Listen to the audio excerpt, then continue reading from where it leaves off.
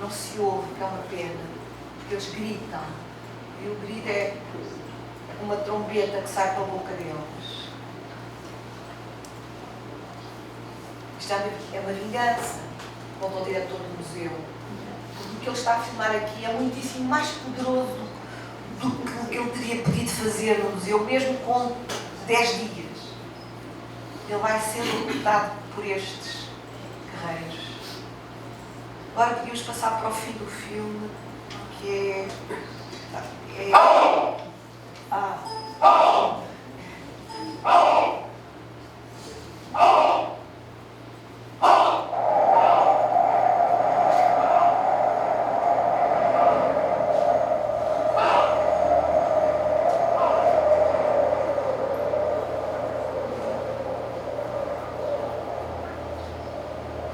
podia passar para 1 minuto e 12, não, 1 hora e 12 minutos, consegue ver aí? E fixa, e depois quando eu pedir 1 hora e 12 minutos. Qual é a cena? É 1 hora e 12 minutos, não consegue ver aí? Então, esse play É o fim do filme. Sabe qual a cena, professor? Sei. É quando ele está a receber o vento. É muito mais para diante. É mais para diante. Ele agora está à espera do vento. A última cena em que está à espera. Pode continuar. Está à espera do vento. O que é que ele diz? É louco fazer um filme sobre o vento, mas como é que ele virá ter connosco? Filmar o invisível foi o que tentei toda a vida. O vento vai ficar preso na minha máquina de filmar. Ele não sabe o que o espera. Agora parece dormir em algum lugar, no deserto, alguma caverna. Ele que venha e vai se sentar na cadeirinha. Mais para a frente. Muito mais. Agora já chegou o vento, estão a ver?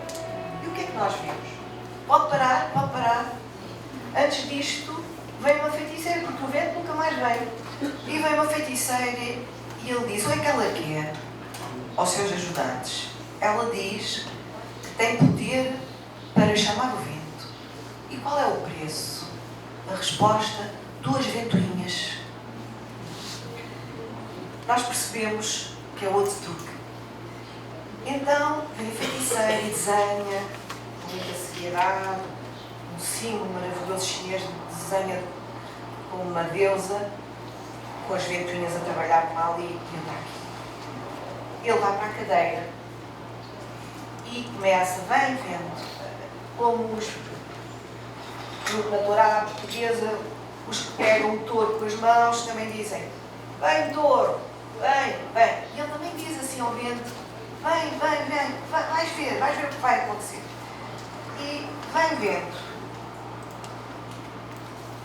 Eu estou aqui, eu quero que tudo fique em movimento. Eu quero que tudo seja destruído. Eu quero que tudo fique com falta de ar. Eu quero que todos fiquem como ele. Ele quer que o céu caia. Ele quer que as nuvens fiquem negras. E vem o vento. Esta é a menina que o salvou, mas agora já sob o efeito do vento. E chega ao vento. Mas chega ao vento. O vento, os pobres dos ajudantes e a tenda, tudo a voar. Mas o Joris Ivans não voa. Está sentadinho na cadeira. Só o cabelo é que voa. É a ventoinha. As ventoinhas é que estão a agir sobre o Joris Ivans. Os outros recebem o vento. Ele só tem direito à ventoinha mágica. E eu queria ver mesmo o fim de tudo. Queria que se ouvisse o fim. Ele está a falar ao vento agora. Está a dizer que agora vai se levantar. Levanta-se. Ele traz sempre a bengala, mas levanta a bengala e diz: eu entrego-te a minha asma, vento. Tu vais ficar com ela. E começa a descer a duna. E assim termina o filme. Vamos ver esta cena.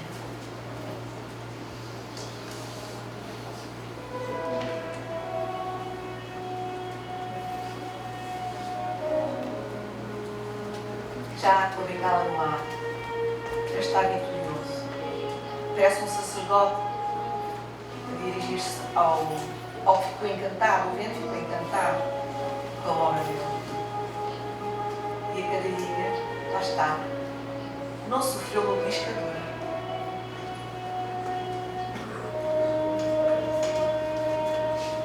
Obrigada.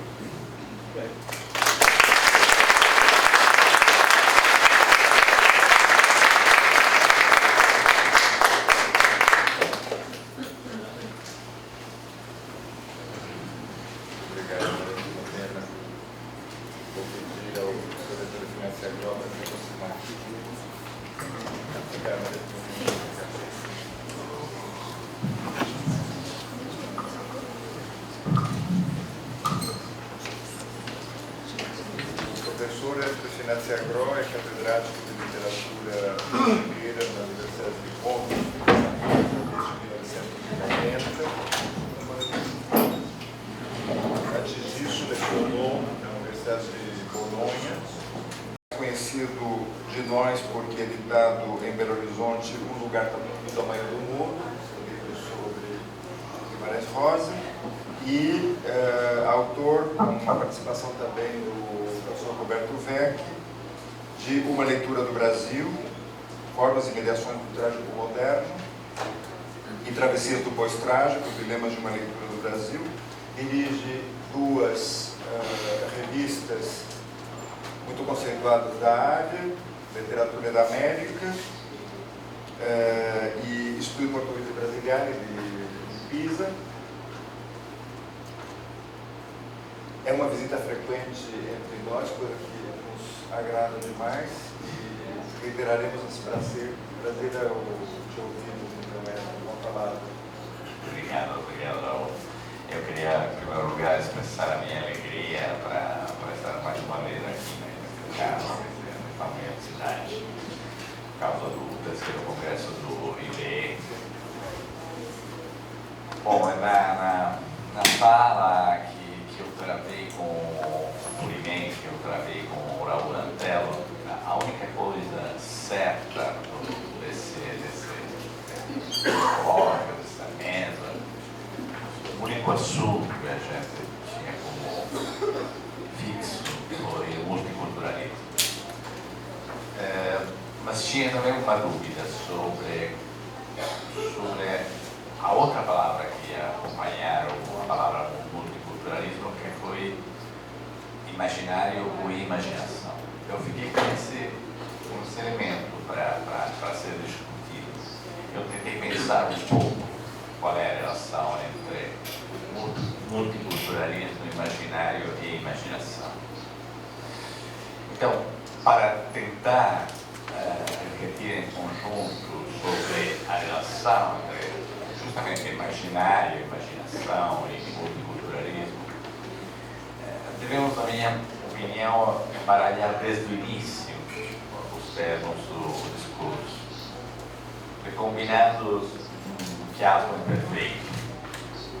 Podemos, com efeito, tanto pensar a pluralidade cultural como âmbito inconcluso de sobreposição livre de imagens aparentemente incompatíveis, quanto assumir o imaginário como resultado coerente de uma combinação e de uma condensação de instâncias culturais múltiplas e, por vezes, divergentes. Para dar logo dois exemplos e chegar a esclarecer o que pretendo dizer, se por um lado o multiculturalismo pode ser considerado como uma somatória imperfeita de produções figurais, dependendo de camadas étnicas ou sociais heterogêneas. Por outro lado, o imaginário poderia ser visto como uma área simbólica agregando elementos diversos, no intuito de construir um paradigma legítimo, entre aspas, onde as várias exigências acabam por encontrar um lugar como uma história virtual, marcado não apenas pela isotopia, mas também pela isocronia, como uma história supostamente comum e coerente.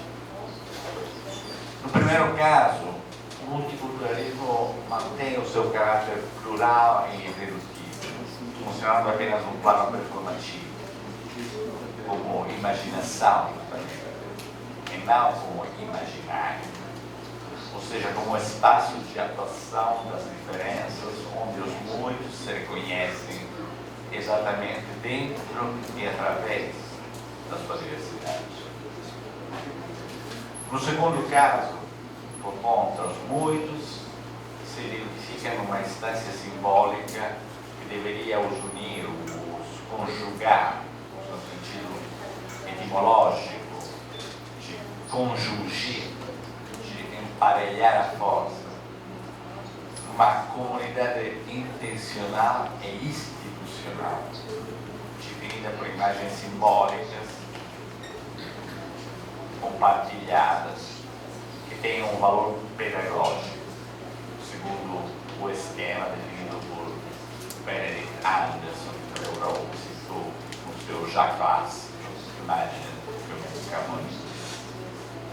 A imaginação multicultural teria, nesse sentido, uma origem anárquica, um desenvolvimento anacrônico e enorme.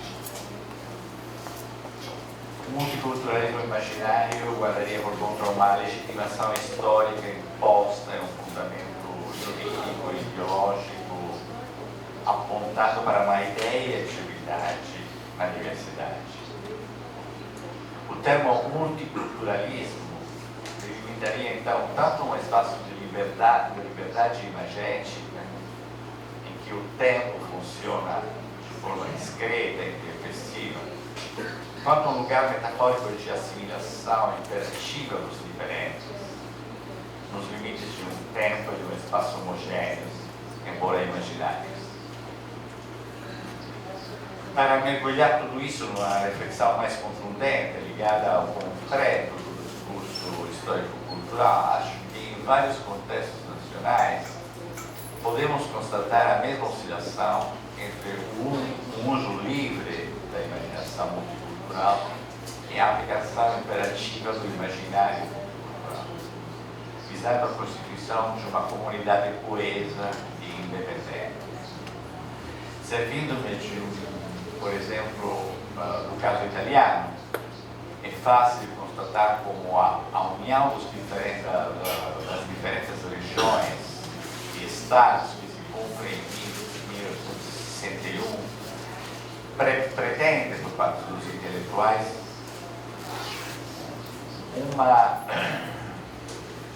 a construção de uma unidade da diferença, ou melhor, a indicação de um projeto de unificação do território e das várias línguas, dialetos e culturas ali presentes, sepultado nas dobras da história, realizado graças ao sacrifício de milhares de pessoas. São esses mortos de sangue derramado que permitem recompor a posteriori uma ideia de nação, habitando uma temporalidade comum, recuperada e decifrada nos textos dos grandes autores do passado.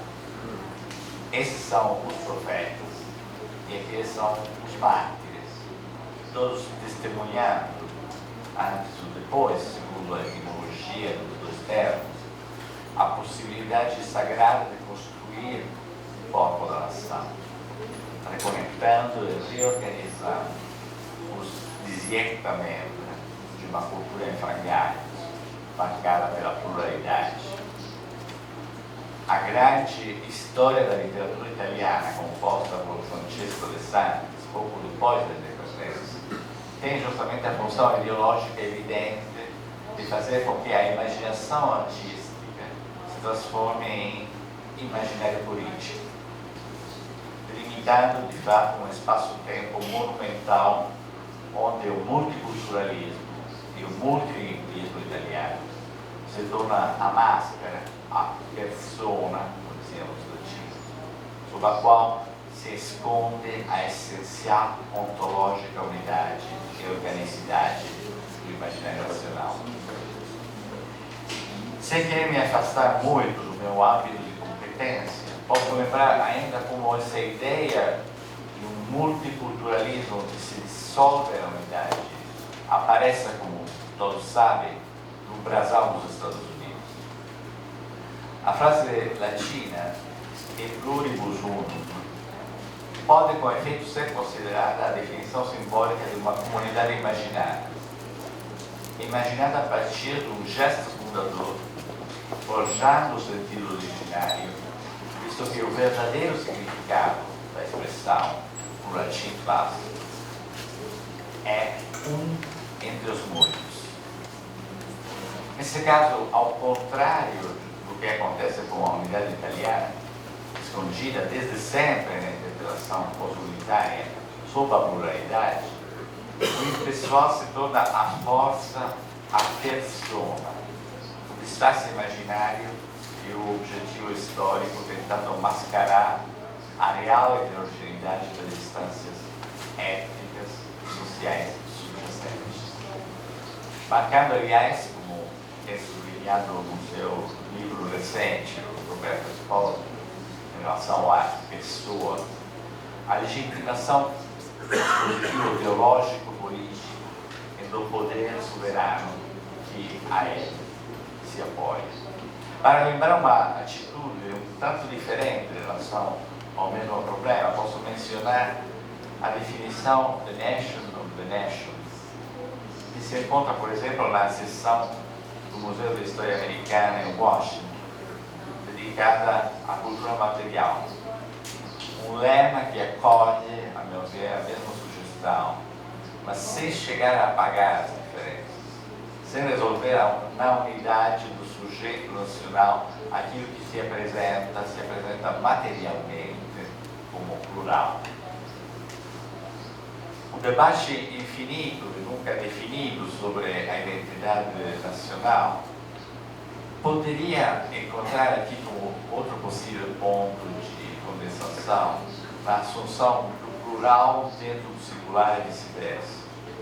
Visto que o genitivo, na definição, a nação das nações, pode exercer uma função tanto subjetiva como objetiva, tornando fluido o limiar entre aquilo que é autenticamente nacional e aquilo que racha parte dessa autenticidade, remetendo para imagens identitárias sem contorno, no jogo perpétuo entre o único e o múltiplo, que por sua vez depende logicamente da oscilação entre o uno e o duplo.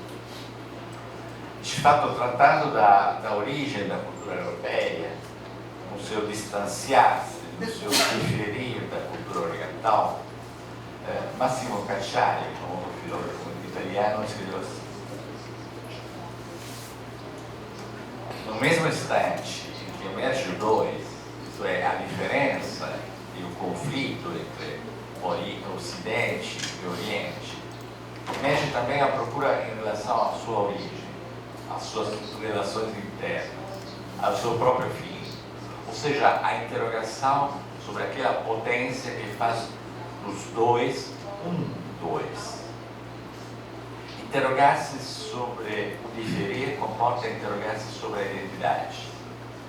Maravilhar-se do multiplis, que o ente seja multiplis, inicia a lembrança do mundo. Não bastará conhecer os distintos, os analisar, mas será preciso se perguntar como se deu a cisão, que logo a produziu. É a partir da maravilha pela emergência, pelo estar, consistir dos dois, que se impõe filosoficamente, politicamente, a questão da relação entre e muitos.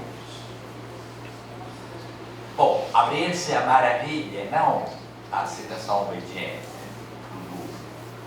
Significa, nesse sentido, questionar, por um lado, o uno, a identidade consigo mesmo e o logos que a sustenta, e pelo outro oferecer-se à pluralidade e à multiplicidade, que coloca em perigo, revoga aquela mesma identidade, aquela harmonia e autonomia lógica que está na base de um saber coeso e homogêneo.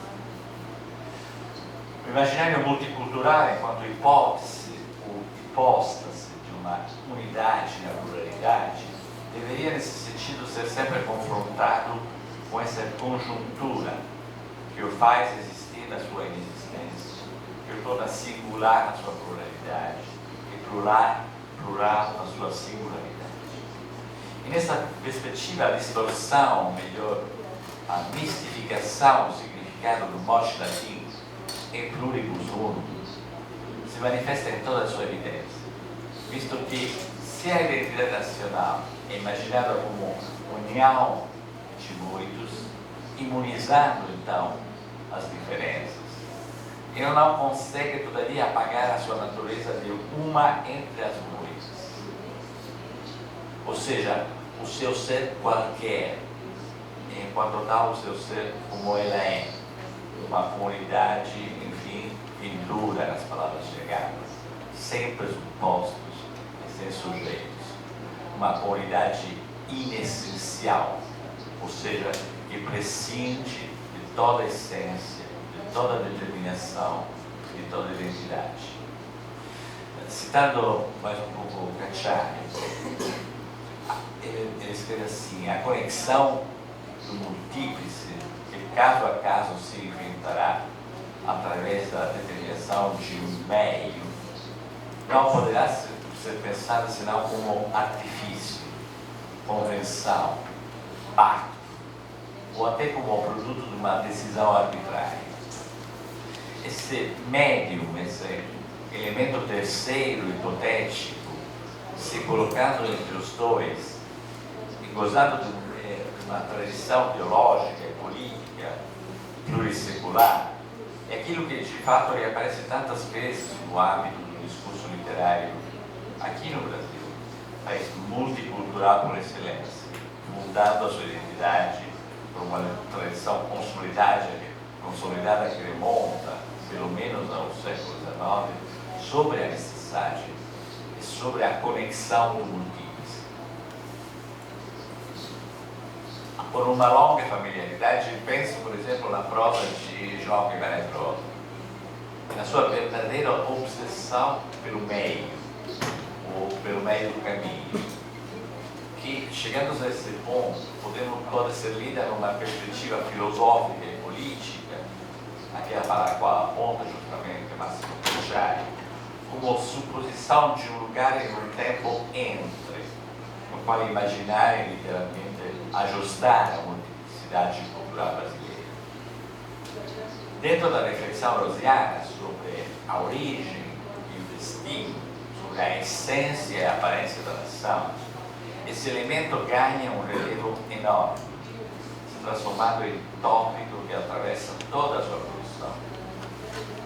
A sua preocupação com a natureza caótica, intempestiva e assimétrica da realidade nacional, impensável na sua unidade e a lógica no seu estudo multicultural, o leva a construir figuras ou a imaginar gestos compromissórios, que ele apresenta, porém, como soluções que não resolvem, ou que resolvem apenas no seu fracasso, talvez na sua suspensão.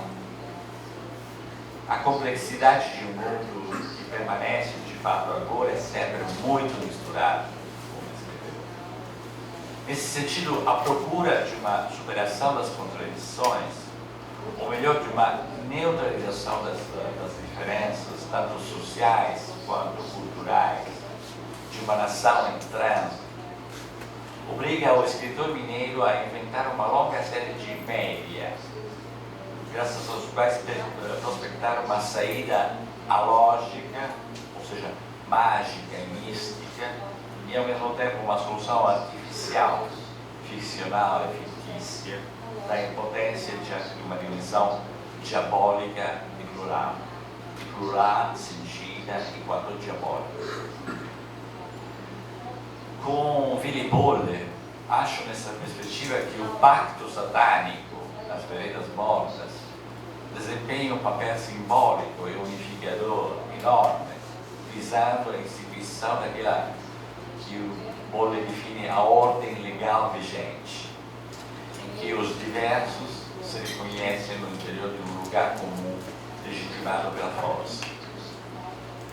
Ao contrário dele, ao contrário de Willy, acho, porém, que a tentativa de Riobaldo se apresente como um ato falho.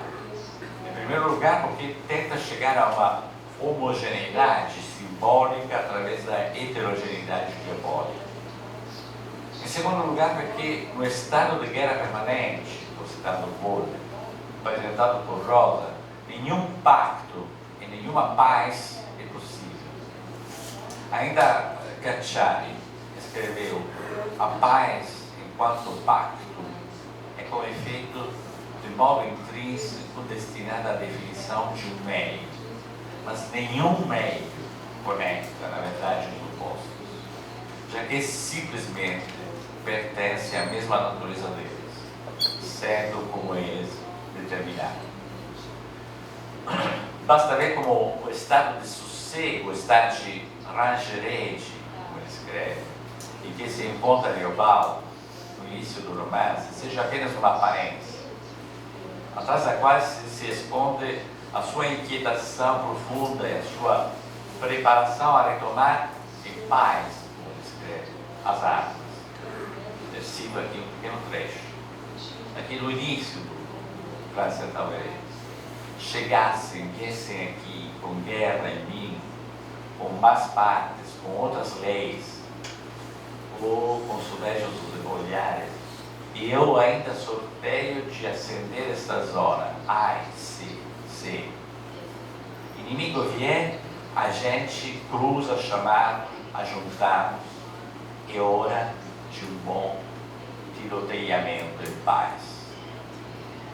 O pacto, então, responde, por paradoxo, a uma exigência de ordem, de legalidade e justamente de paz, mas não chega, pela sua própria natureza, a resolver as diferenças, a definir um meio do caminho, no emaranhado de veredas que explica, sem eu explicar, o mistério da multitude de motivos, do duplo e do plural, e, consequentemente, da violência marcando as relações sociais, políticas, humanas, enfim, demasiado humanas. Como protagonista de O Espelho, conto que, como vocês sabem, corta e racha por meio as primeiras histórias, como o homem da canoa, que é a terceira margem do rio, no interior daquela mesma proletária, também Riobaldo, nessa perspectiva, vai à procura de uma verdade aquém das aparências, daquele médio que permitiria dar um sentido lógico à situação de desamparo e de aturdimento diante de uma realidade indefinível e sentida. Mas todos são colocados, enfim, diante do seu fracasso.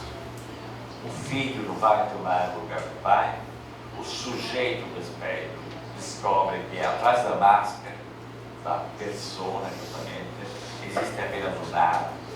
O velho Riobaldo constata que a paz procurada através do pacto é apenas uma ficção.